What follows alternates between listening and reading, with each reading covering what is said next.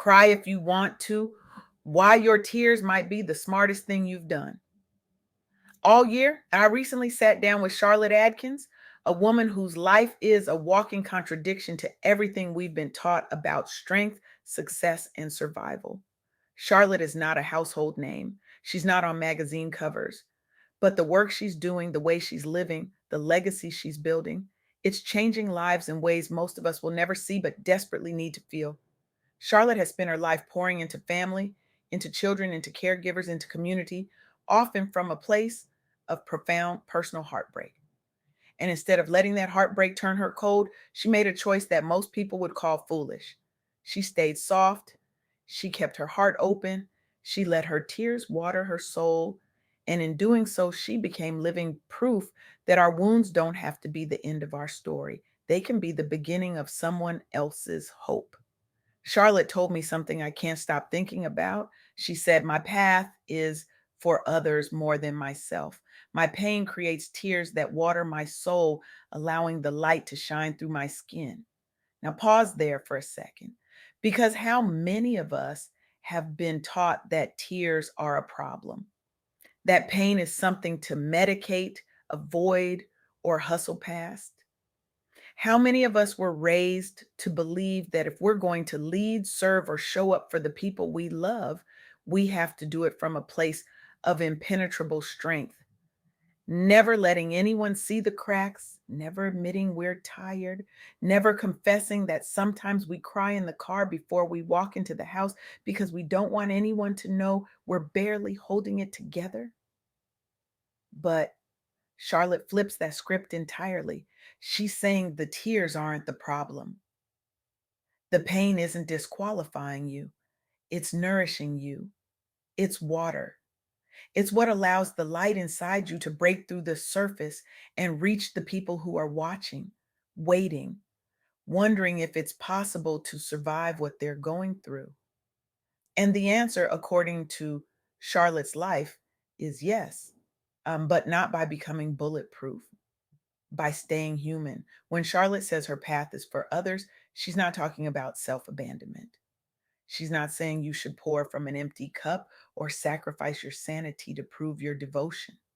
She's saying that when you refuse to let heartbreak harden you, when you keep loving your children, your family, your community, and yourself anyway, your wounds become windows. They become proof, they become permission for someone else to believe that maybe, just maybe, they can survive this too. That's the kind of leadership we don't talk about enough. The kind that doesn't require you to be unbreakable. The kind that says, I've been shattered and I'm still here, still soft, still believing in love, still choosing connection, even when it would be so much easier, so much safer to shut down and never let anyone in again. So here's what I want to share with you today: three truths that came out of my conversation with Sharlett Adkins. Three truths that I believe can change the way you see your pain, your path, and your power. The first truth is this: your pain can be purpose, not just punishment. Let me say that again, slower this time, because I need you to hear it. Your pain can be purpose, not just punishment. The things that broke you did not cancel your calling. The grief you carry, the disappointment you've survived, the heartbreak that still makes you cry when you're alone, none of that disqualifies you from living a life that matters. In fact, when you choose to feel it, to heal it, to stay open instead of shutting down, your tears become living water for your own growth, yes, but also for the people watching you, the people who need to see that it's possible to break and not stay broken. I think about Trisha Hersey. Trisha is a Black woman, a theologian, an artist, an activist, and she built an entire global movement out of her own exhaustion. She was burned out, overworked, carrying the weight of generational trauma, systemic racism, and the lie that her value as a human being was directly tied to how much she could produce. And instead of just grinding harder, instead of numbing out or pretending she was fine, she asked herself a question that changed everything. What if my fatigue is not a personal flaw, but a spiritual alarm? That question became the seed for the NAP ministry, a global movement that reframes rest as resistance and reparations, especially for Black people whose bodies and labor have been exploited for centuries. Trisha didn't ignore her pain. She didn't push through it. She let it teach her. She let it guide her. She let it water her soul. And now thousands of people credit her work with helping them set boundaries, leave harmful jobs, and create softer, more humane rhythms in their lives. Her pain became her purpose. Her exhaustion became a ministry. Her tears watered a movement that is now helping other people heal. And that's what Charlotte is talking about when she says her pain creates tears that water her soul. She's not romanticizing suffering. She's not saying pain is fun or that you should go looking for it. She's saying that when you stop running from your pain and start listening to it, it will show you where you need to grow, what you need to release, and who you're being called to serve. So if you're sitting here today carrying pain that you've been trying to hide or hustle past, I want you to ask yourself this question. What is this pain trying to grow in me, not just take from me? Huh? What if your tears aren't a sign that you're falling apart, but a sign that something new, something necessary is trying to break through? The second truth is this: your path is bigger than you, but it must still honor you. Charlotte said something else that hit me hard. She said, although love never met me in the flesh of a man, I never stopped believing in love. Investing my love in my family, my children, my caregiver allowed me to live, grow, and never stop. Do you hear that? She didn't get the romantic love story she hoped for. She didn't get the partner who showed up the way she needed. But she didn't let that heartbreak harden her. She didn't let disappointment turn her into someone who stopped believing in connection, in tenderness, in the power of love. Instead, she poured that love into her family, her children, her community. She chose to keep her heart open. She chose to keep investing in the people who mattered, even when it would have been easier, even when it would have felt safer to shut down and protect herself from ever being hurt again. But here's what I need you to understand: choosing a path that serves others does not mean abandoning yourself. It does not mean you have to grind yourself into the ground to prove your love. It does not mean your rest, your joy, your softness, and your boundaries are optional luxury drudgeries that you'll get to someday when everything calms down. Because here's the truth: it's never going to calm down, not unless you make it calm down. I think about the work that's happening right now in spaces like the Soft Girl Era podcast, where visionary leaders like Latanya Keats are teaching Black women that softness is a strategy, not a flaw. Latanya talks about how Black women in leadership are constantly facing burnout, overwork, and emotional labor at work and at home. We're told to be strong, unbreakable, constantly productive, even while we're carrying pain, trauma, family responsibilities, grief, and the weight of everyone else's expectations. And showing softness, showing emotion, that's seen as unprofessional, that's seen as weak. But Latanya flips that narrative. She says, what if rest, boundaries, and emotional safety aren't luxuries? What if they're core business strategies? What if honoring your nervous system, your need for rest, and your emotional truth actually leads to clearer decisions, better leadership, and more sustainable success? And she's right. Because when you design your life and your work around realistic timelines instead of urgency, when you choose teams and partnerships that respect your humanity, when you say no to opportunities that drain your soul, even if they seem prestigious or profitable, you're not being selfish. You're being strategic.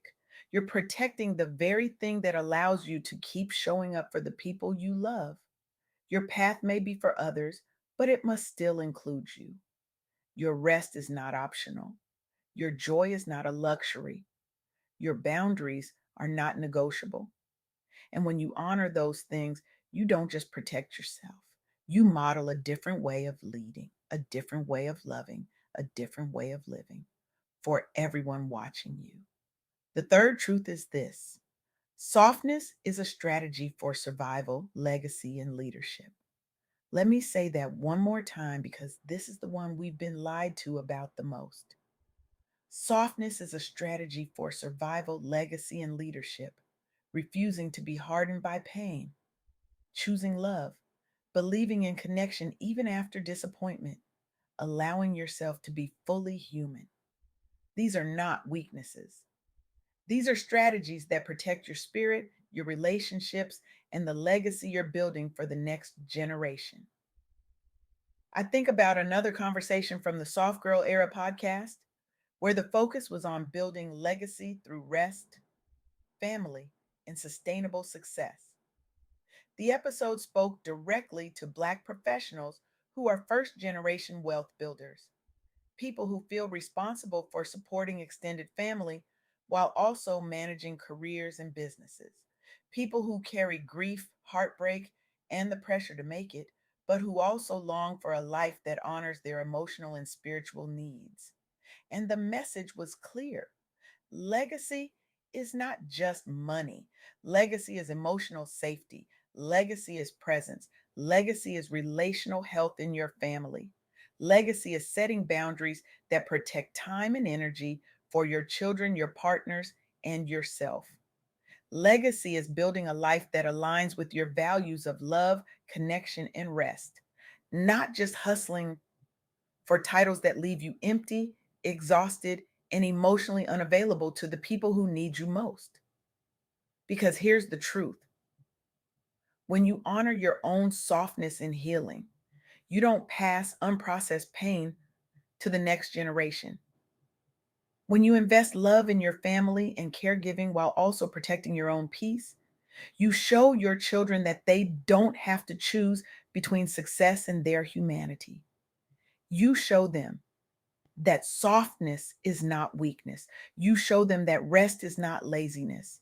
You show them that their tears are not something to be ashamed of, but something sacred, something that waters the soul and allows the light to shine through. That's the legacy Sharlett Adkins is building. That's the legacy Trisha Hersey is building.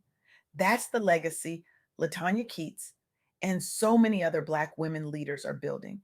And that's the legacy you can build too. So here's what I want you to do: not someday, not when things calm down, right now. First, stop hiding your pain and start honoring it as data and direction. Instead of numbing out or hustling harder to escape your feelings, take at least one concrete step to sit with them. Journal, pray, talk to a therapist. Have a quiet moment of truth with yourself. Ask, what is this pain trying to grow in me, not just take from me? Second, choose one boundary that protects your softness and soul. Say no to one draining obligation this week.